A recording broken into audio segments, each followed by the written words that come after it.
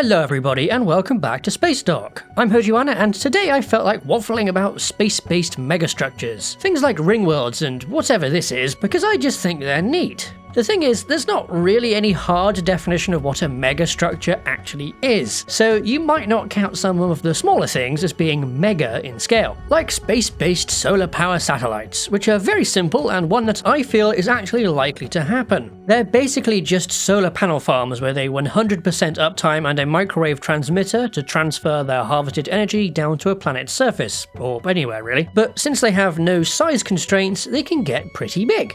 Large space stations are a small megastructure that is very common to see in sci-fi, but it's often hard to grasp their scale due to the lack of context clues and micro detail. The exception here is EVE Online, which is really damn good with nailing those micro details, making large ships and even larger stations genuinely feel huge. There are of course real concepts for big space habitats, with the forms of all of them being based around requiring centrifugal gravity for their inhabitants. There's the Stanford torus style shape that occasionally pops up, the Bernal sphere that doesn't show up directly in popular fiction but Babylon 5 does feel inspired by, and finally the much bigger and much more impressive O'Neill cylinders which show up all over the place, from R-Type to Gundam. If you think of a realistic large space station, it's probably going to be a cylinder or a torus. Or hey, maybe a combo of the two like Mass Effect Citadel is. Another common and mostly realistic type of megastructure is the space elevator, and I've done a whole video on these things already. They are genuinely impressive structures, but are hard to really appreciate due to how extraordinarily noodly they are. That's probably why sci-fi ones often cut down their height to just being an exceptionally tall tower. Now we're going to start getting into the fun stuff, things large enough to be considered as artificial worlds rather than something on a scale of a city. And yes, this includes the literal use of those words, the artificial worlds built at Magrathea or whatever was going on in Moonfall. But I like these less because they're covert. The megastructures I most enjoy are the overtly artificial ones, like ring worlds. These wondrous donuts come in many sizes, from city-sized to planet-sized to fully looping around a star. There's just something so evocative about a centrifuge so big it's got continents, and the way the largest ones have world-sized plates eclipsing their stars to approximate a day-night cycle.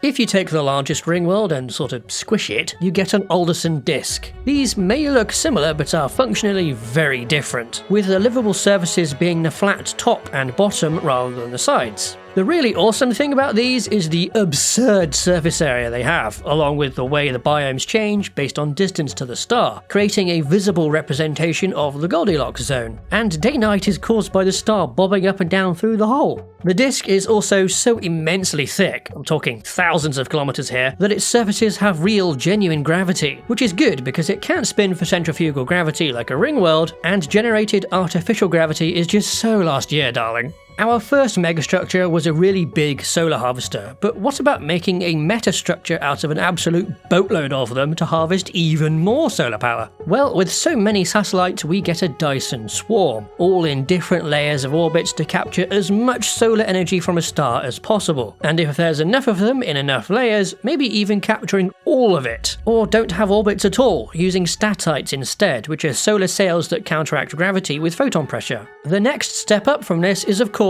the Dyson sphere, a singular object, or perhaps a set of very large objects like ring worlds built entirely around a star. The radius of such a sphere could also be large enough that the inner surface is at a habitable distance, with a mind-boggling amount of surface area to live on, as well as being able to harvest all the solar power you'd ever need. But need for what? Maybe computation, like running a highly complex simulation? But computers create waste heat, but you can harvest that with another bigger Dyson sphere, which is also used for computation and has its waste heat, and then you have another Dyson sphere, and so on in what is called a Matryoshka brain. If that's too boring, what about converting the star into a vast stellar engine, turning an entire solar system into a spacecraft? And then there's the other side of the coin here, turning a star into a superweapon. The main issue with these stellar-scale megastructures is the crazy amount of material needed to actually build the things. You'd need to deconstruct the planets in the solar system, or from multiple systems, to make a large Dyson sphere or Alderson disk. And for those bigger structures, the materials would never be strong enough.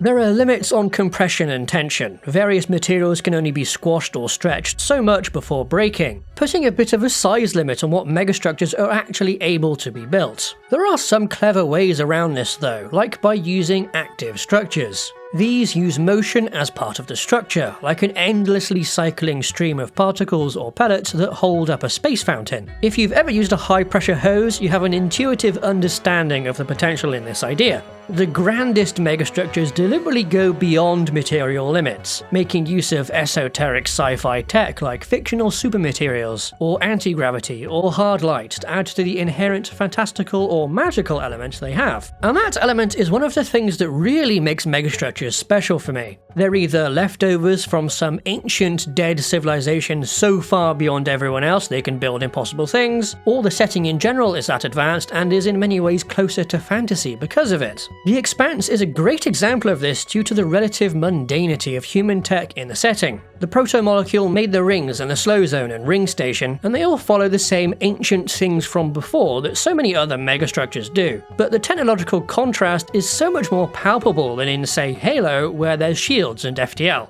You may think Star Wars is a natural contender for this style of megastructure as well, but I don't think it is. Here, the largest objects like the Death Stars and the planet-circling dockyards and stuff are all built by people living in the setting. They're more like great castles and palaces and border-spanning walls than impossible mystical creations from before time. Or they're really, really big cities. And does an Ecumenopolis count as a megastructure? I think so, though they do very much have a different feeling to everything else I've talked about today. They're just mundane things turned all the way up to 11, covering entire planets in layers upon layers of city blocks and skyscrapers. I guess they're more of a converted megastructure? Like a tented world, a whole airless moon or planet covered in a bubble would count here too. Or maybe the spun-up series in The Expanse. Bit of a tangent now that stems from my enjoyment of caves and tunnel environments that crosses over with megastructures because I like the weird, industrialized, built-up but forgotten depths that these structures have. Wandering around the strange bowels of these places, with oddly shaped areas and peculiar light, interspersed with the occasional oversized machine of unknown purpose. It's Blame, I'm describing Blame. But it occasionally happens in other things too.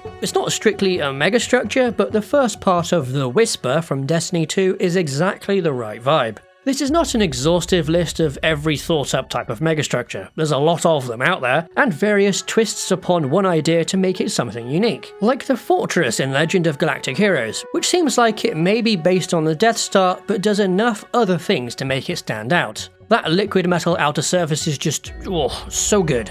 This video was instead me waffling about the features of megastructures that I find so alluring. Their magnificent, awesome scale, both externally and internally. The impossibility of some that borders on magic, or the plausibility of others that make me hopeful for the future. You can support Spacedock by joining our Patreon, where you can get our frigate and spacefighter design reference books. Alternatively, you can support us directly through YouTube by becoming a channel member. Thanks to our supporters, and thank you for watching.